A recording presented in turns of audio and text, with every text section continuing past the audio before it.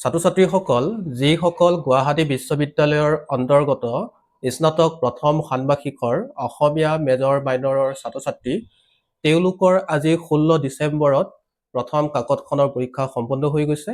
কাকতখনৰ নাম হৈছে অসমীয়া ভাষা আৰু সাহিত্যৰ ইতিহাস 1826 চন পৰ্যন্ত। আৰু সেই কাকতখনৰ যিখিনি শ্বৰ্ট কুৱেশ্যন 1 নম্বৰ 2 নম্বৰৰ কুৱেশ্যন সেইখিনি মই তোমালোকক সলভ কৰি দিম আৰু যিখিনি লং কুৱেশ্যন সেইখিনিও মই অলপমান আলোচনা কৰিম। গতিকে তোমালোকে শেষলৈকে ভিডিঅ'টি চাবা। যদিহে ভাল পোৱা তেন্তে লাইক কৰিবা, কমেণ্ট কৰিবা, শ্বেয়াৰ কৰিবা আৰু আমাৰ এই ইউটিউব চেনেলটি ছাবস্ক্ৰাইব কৰি ৰাখিবা। প্ৰশ্ন কাকতখন যদি চোৱা যায় তেন্তে বৰ বেছি টান কুৱেশ্যন অহা যেন নালাগে। তোমালোকে পঢ়া ধৰণৰ কুৱেশ্যনে কটা হৈছে আৰু যিহেতু প্ৰথম ষান্মাসিকত বৰ বেছি টান কুৱেশ্যন দিয়া নহয়, নেক্সট ছেমিষ্টাৰসমূহত অলপমান টান কুৱেশ্যন, অলপমান বৰ বেছি ইজি কুৱেশ্যন নাহে। আৰু আজিৰ যি কুৱেশ্যন পেপাৰ আছিলে সেই কুৱেশ্যন পেপাৰত প্ৰথম যিটো কুৱেশ্যন আছিলে তাতে 1 নম্বৰকৈ আছিলে, টোটেল 8টা কৰিব লাগে আৰু 8টাই কুৱেশ্যন দিয়া হৈছে। আৰু যিটো 2 নম্বৰ কুৱেশ্যন তাতে 2 নম্বৰকৈ আছে, সেই কুৱেশ্যনসমূহত টোটেল তোমালোকক দিয়া হৈছে 10টা কুৱেশ্যন আৰু তাৰে যিকোনো 6টা কৰিব লাগে। তোমালোকে নিশ্চয় পাৰিছা সেই 6টা।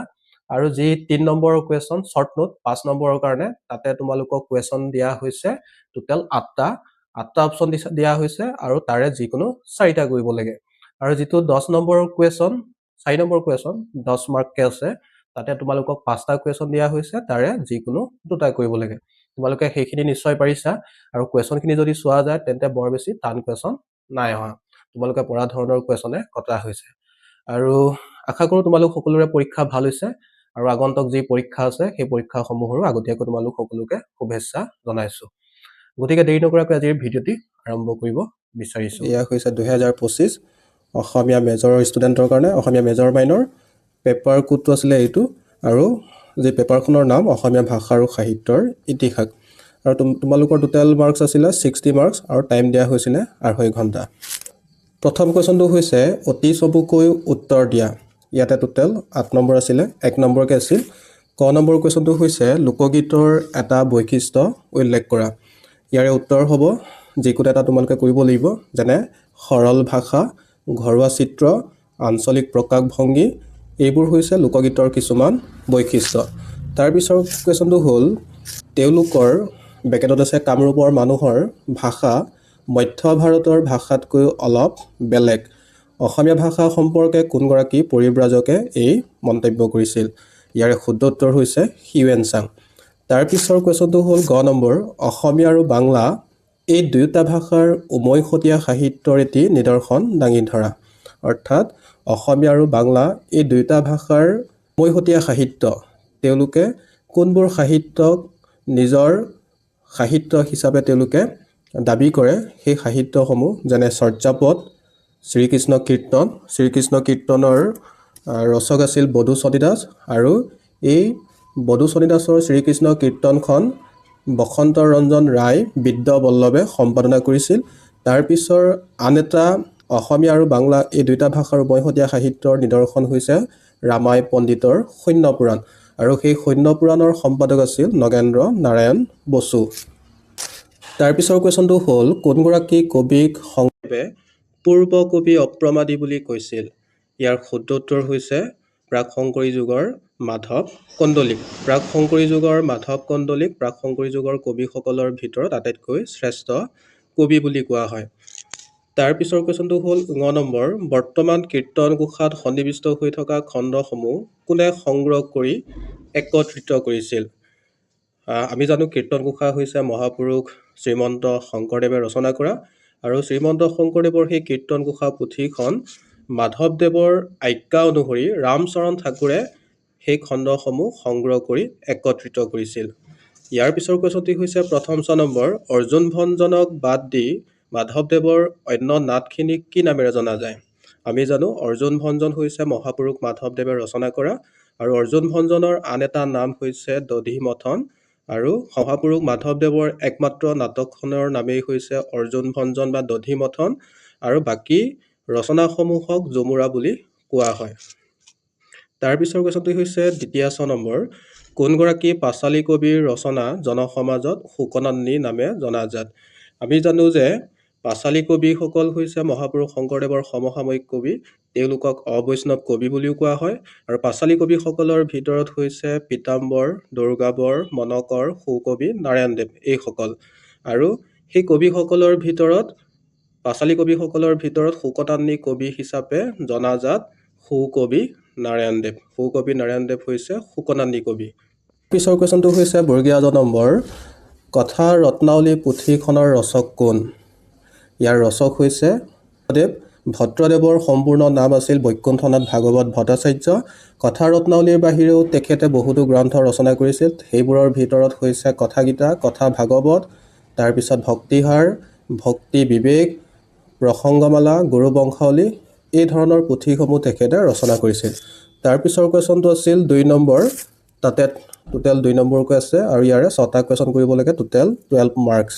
ইয়াৰ প্ৰথম কুৱেশ্যনটো হৈছে অসমীয়া ভাষাটো কামৰূপী প্ৰাকৃতৰ পৰা উদ্ভৱ হোৱা বুলি মত দাঙি ধৰা দুগৰাকী ভাষাবিদৰ নাম লিখা। অৰ্থাৎ অসমীয়া ভাষাৰ উদ্ভৱ সম্পৰ্কে বিভিন্ন পণ্ডিতে বিভিন্ন মতামত দাঙি ধৰিছে।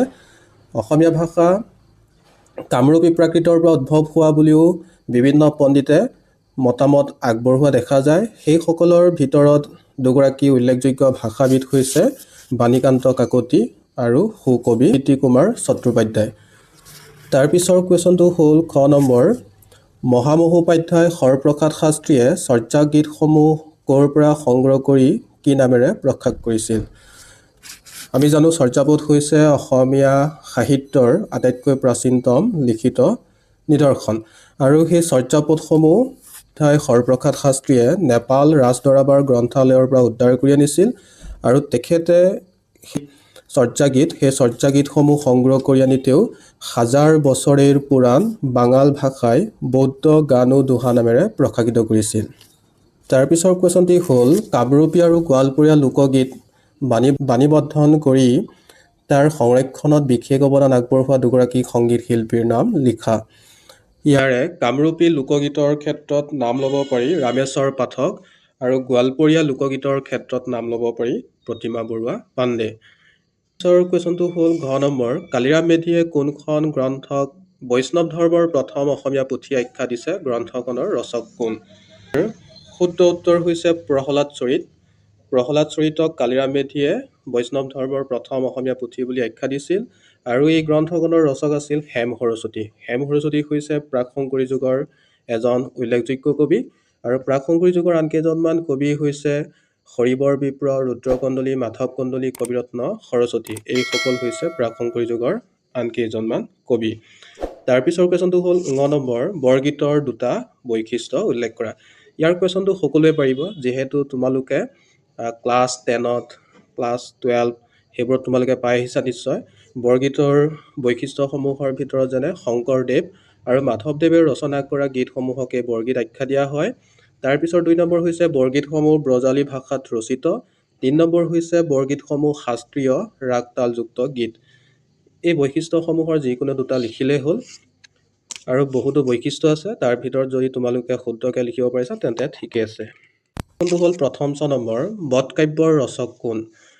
তেওঁৰ দ্বাৰা ৰচিত অতি সৰল আৰু অতি জনপ্ৰিয় গ্ৰন্থখনৰ নাম কি? আমি জানো বধকাব্য হৈছে ৰাম সৰস্বতীৰ ৰচনা। তেখেতে বিভিন্ন বধকাব্য ৰচনা কৰিছিল আৰু সেইবোৰ অতি জনপ্ৰিয় আছিল। সেইবোৰৰ ভিতৰত আটাইতকৈ অতি জনপ্ৰিয় অতি সৰল গ্ৰন্থখনৰ নাম হৈছে ভীমচৰিত। তাৰপিছৰ কুৱেশ্যনটো হ'ল দ্বিতীয় নম্বৰ, শংকৰোত্তৰ কালৰ সাহিত্যত সংযোজিত হোৱা সাহিত্যৰ 2টা ধাৰাৰ নাম উল্লেখ কৰা। এতিয়া আমি জানো শংকৰোত্তৰ কাল হৈছে মধ্যযুগৰ অসমীয়া সাহিত্যৰ মধ্যযুগৰ এটা উল্লেখযোগ্য যুগ। আৰু অসমীয়া সাহিত্যৰ মধ্যযুগক আমি 3টা ভাগত ভাগ কৰোঁ। সেইকেইটা হৈছে প্ৰাক শংকৰী যুগ, শংকৰী যুগ আৰু শংকৰোত্তৰ যুগ। এতিয়া শংকৰোত্তৰ যুগ হৈছে মধ্যযুগৰ আটাইতকৈ শেষৰতম যুগ। আৰু শংকৰোত্তৰ কালৰ 2টা উল্লেখযোগ্য সাহিত্যৰ ধাৰা হৈছে চৰিত সাহিত্য আৰু বুৰঞ্জী সাহিত্য। সেই সময়তে বুৰঞ্জী সাহিত্য আৰু চৰিত সাহিত্য উল্লেখযোগ্য সাহিত্য ৰচিত হৈছিল। তাৰপিছৰ কুৱেশ্যনটো হ'ল বৰ্গীয় জ নম্বৰ, গুৰু শিষ্যৰ মণিকাঞ্চন সংযোগ পাতি কোনখন গ্ৰন্থৰ পৰা লোৱা হৈছে? গ্ৰন্থখনৰ সম্পাদক কোন? ইয়াৰ উত্তৰ নিশ্চয় তোমালোকে কৰিব পাৰিছা। আৰু এই যি কুৱেশ্যন দিয়া হৈছে সেয়া চিলেবাছৰ পৰা দিয়া হৈছে। চিলেবাছত তোমালোকে যদি চিলেবাছখন যদি তোমালোকে প্ৰিণ্ট আউট কৰি লৈছিলা বা তোমালোকে যদি হাতত ৰাখিছিলা তেন্তে তোমালোকে নিশ্চয় পাৰিছা সেই চিলেবাছতেই ইয়াৰ উত্তৰ পোৱা যায়। গুৰু শিষ্যৰ মণিকাঞ্চন সংযোগ পাত্ৰী কথা নামৰ গ্ৰন্থৰ পৰা লোৱা হৈছে আৰু ইয়াৰ সম্পাদক হৈছে মহেশ্বৰ নেওগ। তাৰপিছৰ কুৱেশ্যনটো হ'ল ১ নম্বৰ, সাতসৰী অসম বুৰঞ্জীত কেইখন বুৰঞ্জী সন্নিৱিষ্ট হৈছে? এইখন কোনে সংগ্ৰহ আৰু সম্পাদনা কৰিছিল? ইয়াৰো উত্তৰ তোমালোকে চিলেবাছতে পাই যাবা। আৰু সাতসৰী অসম বুৰঞ্জী যিহেতু সাতসৰী মানে কি ৭টা, ইয়াতে ৭টা বুৰঞ্জী সন্নিৱিষ্ট হৈছে আৰু ইয়াৰ যি সংগ্ৰহ আৰু সম্পাদনা কৰিছিল তেওঁ হৈছে সূৰ্য কুমাৰ ভূঞা। ইয়াৰ পিছৰ কুৱেশ্যনটো ২ নম্বৰৰ আটাইতকৈ শেষৰ কুৱেশ্যনটো হ'ল আহোম যুগত ৰচিত দুখন ব্যৱহাৰিক পুথিৰ নাম লিখা। ইয়াৰ ভিতৰত উল্লেখযোগ্য ব্যৱহাৰিক সাহিত্যৰ ভিতৰত যেনে বকুল কায়স্থৰ কিতাপত মঞ্জুৰী, জ্যোতিষ চূড়ামণি, শ্ৰীহস্ত মুক্তাৱলী, ঘোঁৰা নিদান, এইবোৰ হৈছে আহোম যুগত ৰচিত হোৱা কেইখনমান উল্লেখযোগ্য ব্যৱহাৰিক পুথি। তাৰপিছৰ কুৱেশ্যনটো হ'ল ৩ নম্বৰ, ইয়াতে ৫ নম্বৰকৈ আছে, টোটেল 4টা কৰিব লাগে, টোটেল 20 মাৰ্কছ।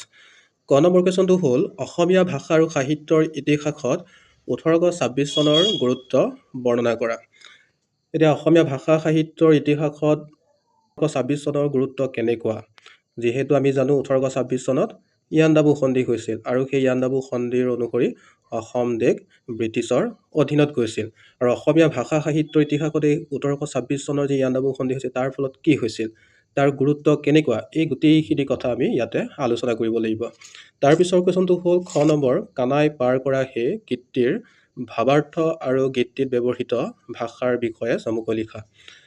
ইয়াতে তোমালোকৰ গীতটোৰ যি ভাৱ আৰু গীতটিত ব্যৱহৃত যি ভাষা, তাতে যি ভাষাৰ প্ৰয়োগ হৈছে সেইসমূহ সম্পৰ্কে ইয়াতে আলোচনা কৰিব লাগিব।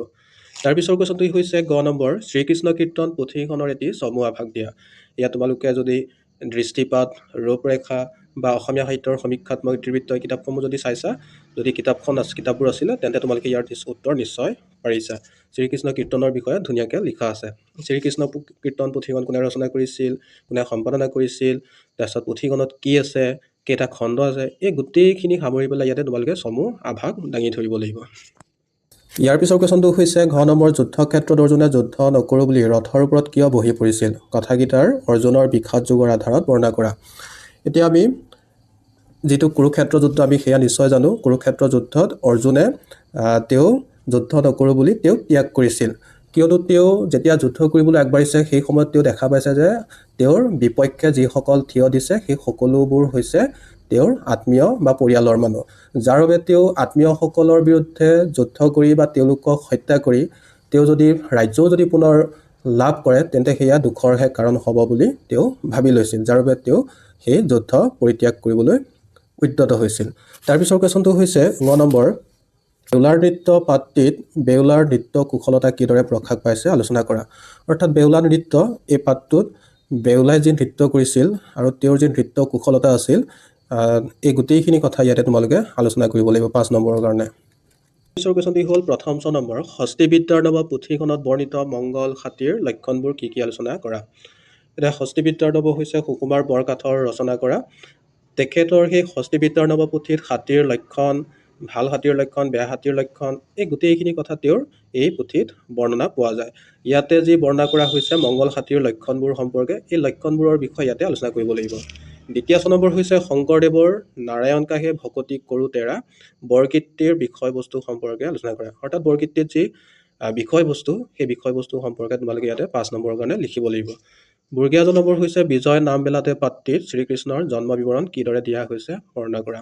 অৰ্থাৎ শ্ৰীকৃষ্ণৰ জন্ম বিৱৰণ ইয়াতে বৰ্ণনা কৰা হৈছে, সেই বৰ্ণনা কৰাখিনি তোমালোকে ইয়াতে কি কৰিব লাগিব, লিখিব লাগিব।